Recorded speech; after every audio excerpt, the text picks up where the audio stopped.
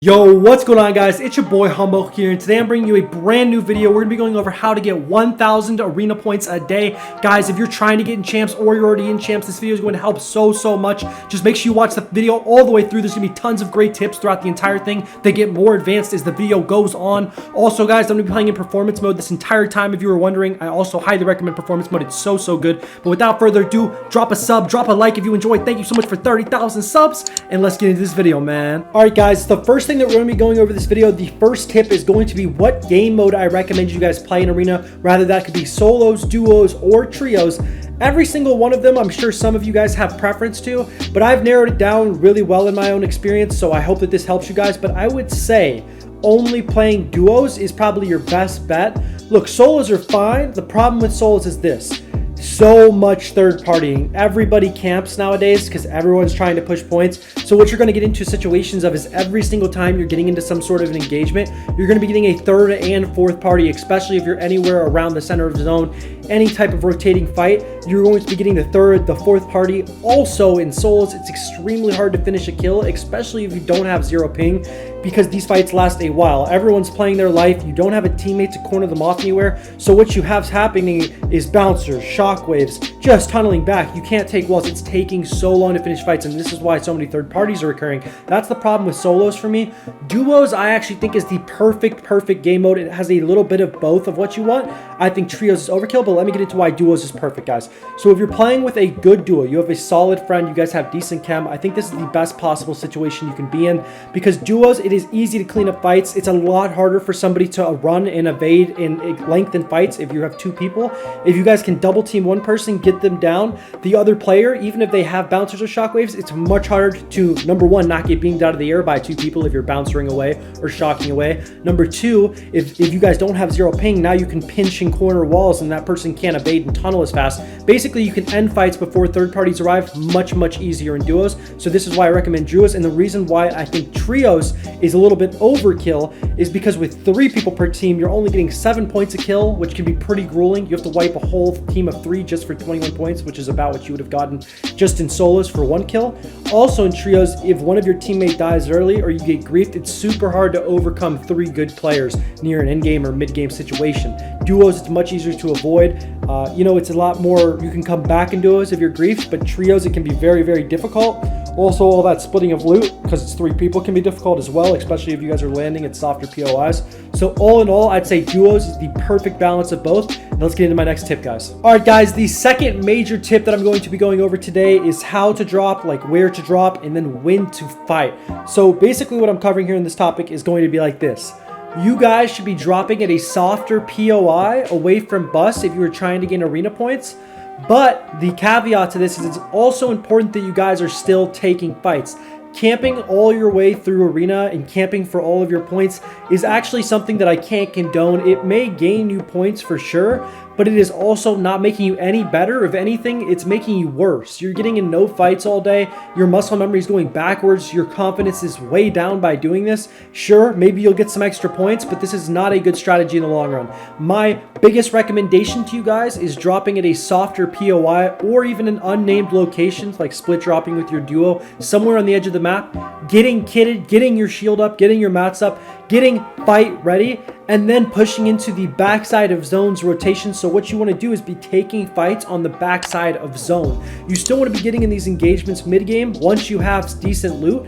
And also, guys, sometimes it's okay to drop hotter and practice early game fighting, because this is a super important part of your game as well. You do have to get comfortable fighting in arena. Some people may say in their tip videos, secret spots that you can hide for points and just stuff like that. This is not going to get you any better. You are wasting your time by doing this. The best thing you can do is go at a rate that is comfortable to you, get in fights mid-game, get in fights early game sometimes, and pick smart fights. And what I mean by this is time up third parties to clean fights out at the end. So if you guys see 2 teams fighting, be confident enough to clean this fight. Say, okay, we're gonna clean this fight. We're gonna wait for till it's right about done, till they're in the box spraying. We're gonna come in, we're gonna grab a wall, we're gonna end it.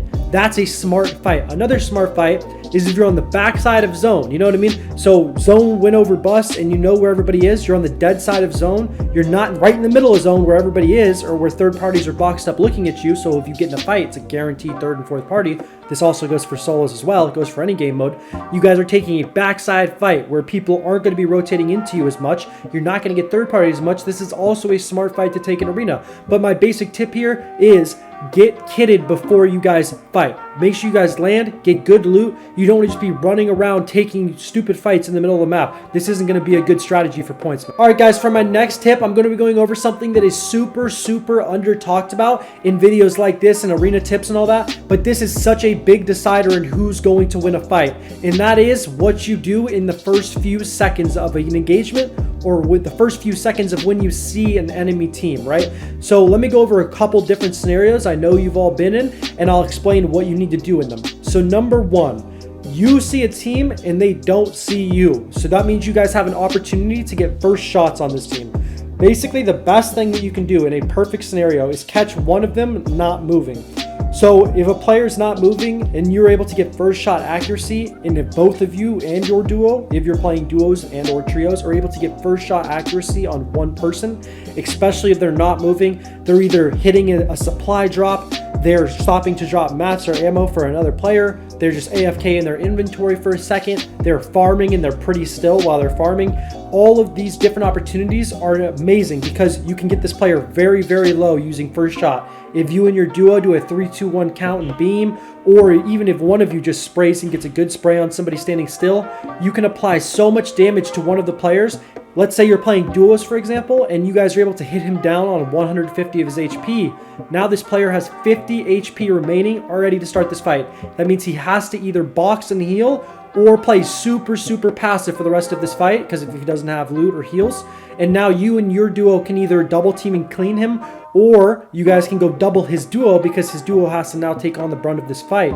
It's extremely important right there that you get that beam up and you're smart about how you take that beginning fight. Don't shoot the second you see somebody. It's much better to creep and wait for a really good opportunity to get maximum damage. Another situation that I'm going to be talking about is when you guys actually both see each other. You kind of go over a little hill or a little side of a mountain or something, and boom, you're face to face with each other right off the rip. So basically, the most important thing you can do in this situation is you don't want to appear weak. So something that I see a lot of people do that's a big mistake is they see this teammate when they come over a hill or something, and they're immediately boxing up instantly. Like, it's basically like saying, hey, I'm free 50, like come kill me, basically. You guys do not want to do that, man. You want to build immediately, make an aggressive play for height, do something. Now, this doesn't mean you just keep cranking, you keep doing this stuff. You know, there's got to be times and situations where you stop and you slow your roll and you know you're placing a fight. But it's very important to show you're not afraid. It's important to take a shot, make an at it, do something to show that you're an active player, you know what you're doing.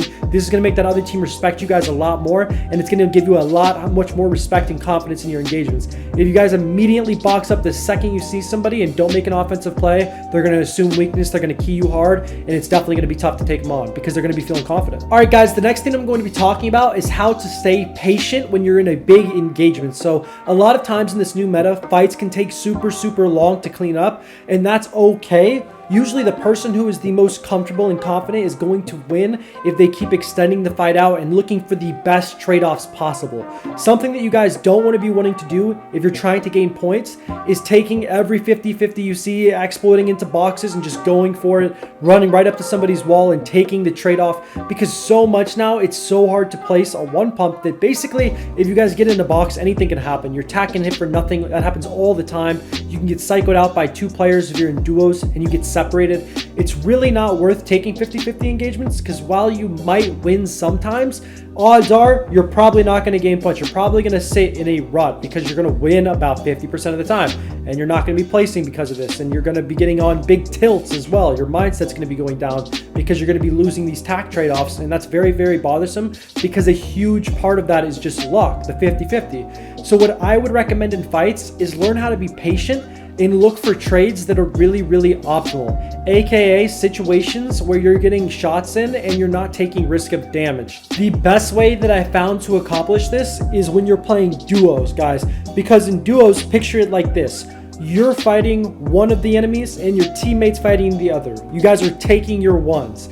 And while you're both fighting, it is very smart to look at the opponent that your teammate's fighting and try to get free shots off on him. I'm sure you guys have done this before and you can probably picture what I'm talking about, but if you can't, this is basically what's happening. Let's say you guys are both in a little mini build fight and you're both fighting separate teammates. You box up, open up a window and look over at who your teammate's fighting. A lot of times, that enemy player who isn't focused on you, keep in mind, he's focused on your duo, isn't going to be protecting or covering himself to angles that you're looking at. So you can get free shots in to help your duo and calm this to them, saying, I hit him twice for 36, or I hit him once for 36, or I cracked his shield, and it'll give your teammate a better idea of where he stands, and also it'll start making that player a lot less confident, and your duo can do the same for you, vice versa. Working together in fights like this to take smart shots while the other player isn't looking at you and he's focused on your duo is a super, super good way to negate damage in 50-50s.